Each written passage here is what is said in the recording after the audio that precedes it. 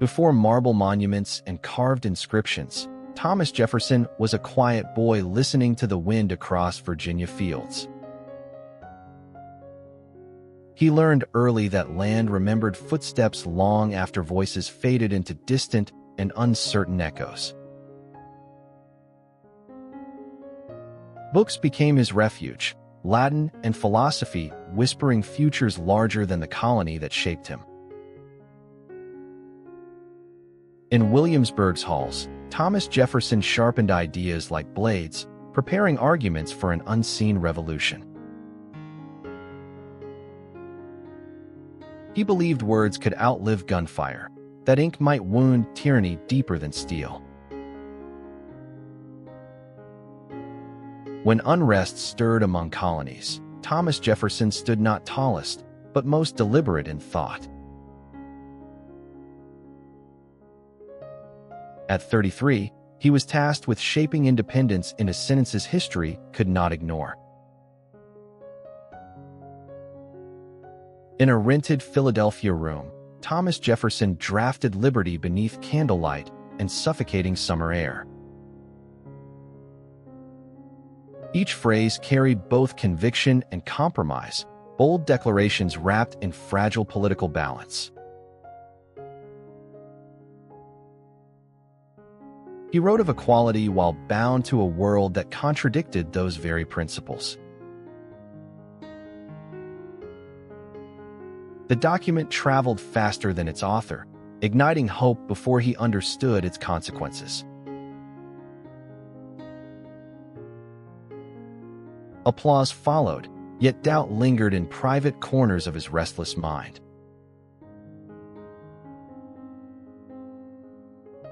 As war reshaped the colonies, Thomas Jefferson governed Virginia with measured calm and mounting anxiety. British forces advanced, and critics whispered that philosophy alone could not defend a capital.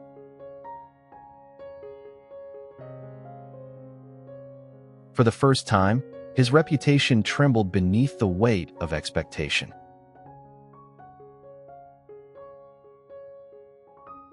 He withdrew into study again, believing reflection could restore what politics had shaken. France offered distance, and Thomas Jefferson observed revolution from gilded rooms and crowded streets. There he saw liberty descend into chaos, ideals stained by blood and suspicion. Returning home, he carried both admiration and warning about democracy's volatile heartbeat.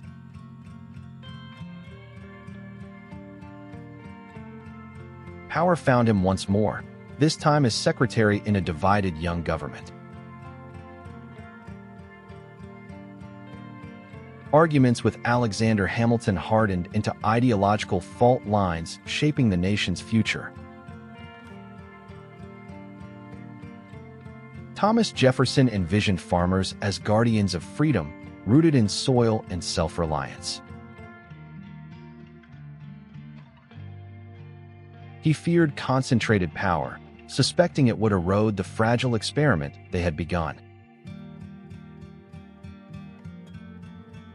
Elections turned bitter, and friendships dissolved beneath partisan storms he had helped unleash. When he finally assumed the presidency, victory felt quieter than the battles preceding it.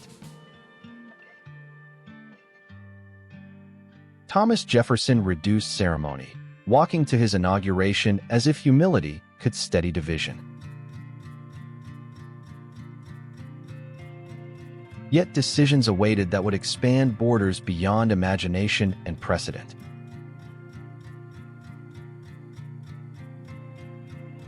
The Louisiana Purchase doubled the nation, though the Constitution offered uncertain permission. He justified boldness as necessity, stretching interpretation to secure continental destiny.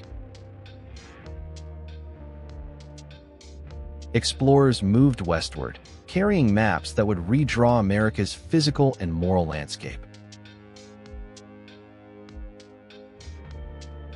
Still, beneath expansion lay unresolved contradictions about liberty and bondage.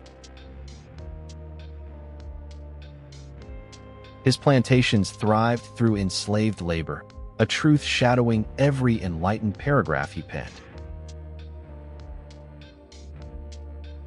Thomas Jefferson wrestled privately with slavery's injustice while benefiting from its cruel structure.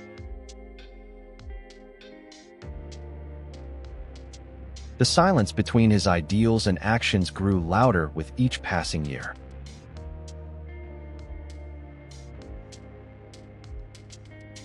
As president, he faced foreign threats that tested restraint over retaliation.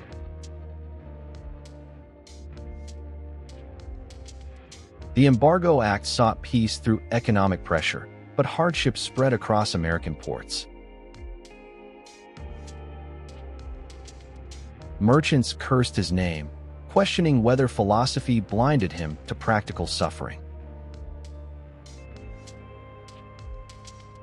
Popularity waned, and Thomas Jefferson retreated once more toward Monticello's familiar hills.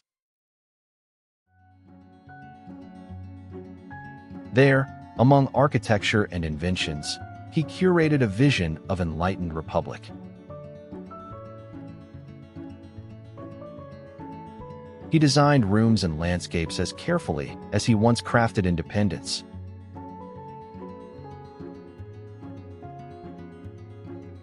Visitors saw brilliance, yet debts mounted quietly behind polished facades.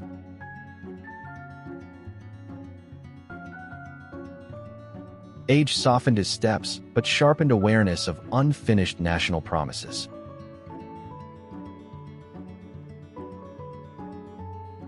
Letters replaced speeches, correspondence becoming his final arena of influence.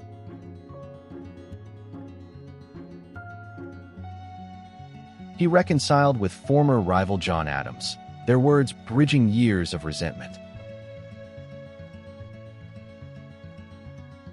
In reflection, Thomas Jefferson measured triumph against regret with unflinching honesty. The nation he helped imagine was growing louder, less patient with contradiction.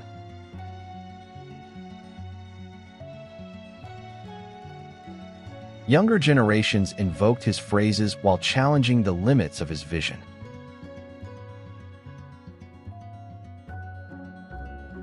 He understood that legacy is not ownership, but argument across generations.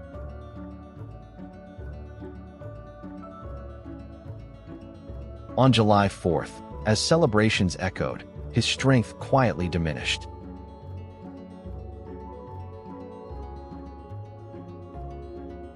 Thomas Jefferson died on the same day independence was annually remembered.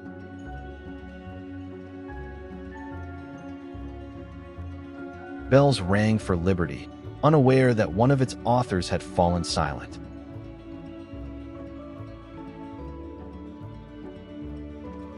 News traveled slowly, weaving coincidence into mythology and reverence.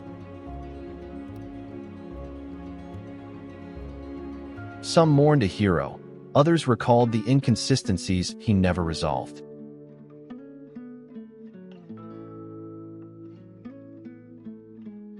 Monticello stood as both monument and question mark above Virginia soil.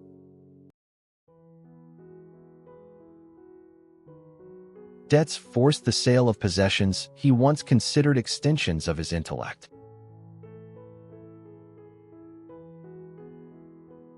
Even his books, faithful companions of youth, were dispersed into unfamiliar hands.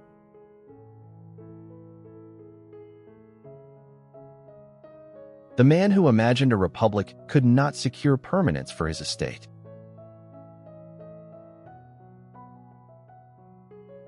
Over decades, statues rose, smoothing complexities into polished stone certainty.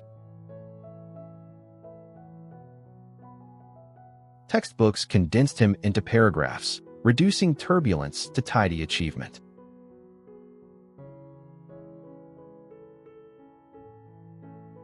Yet archives preserve letters revealing hesitation behind celebrated resolve. scholars continue debating whether vision outweighs contradiction in final judgment.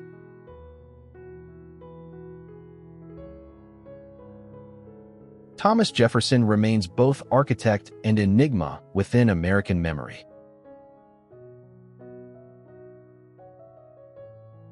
His words endure in courtrooms and classrooms, invoked during moments of national doubt. Still, the fuller portrait fades beyond ceremonial quotations and holiday speeches.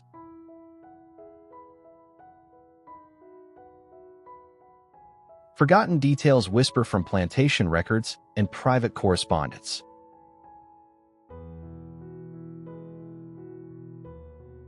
They remind us that founders were human, burdened by context and compromise.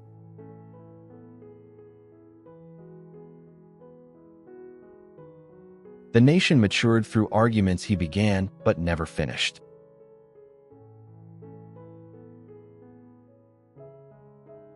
Memory selects comfort, often discarding discomfort to preserve inspiration.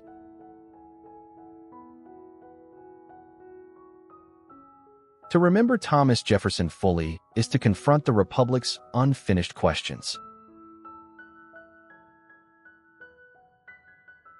His life resists simple praise or condemnation, demanding patient examination.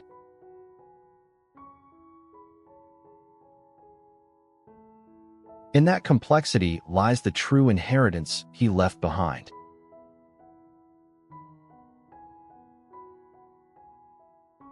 A restless nation still measures itself against the promises he dared to write.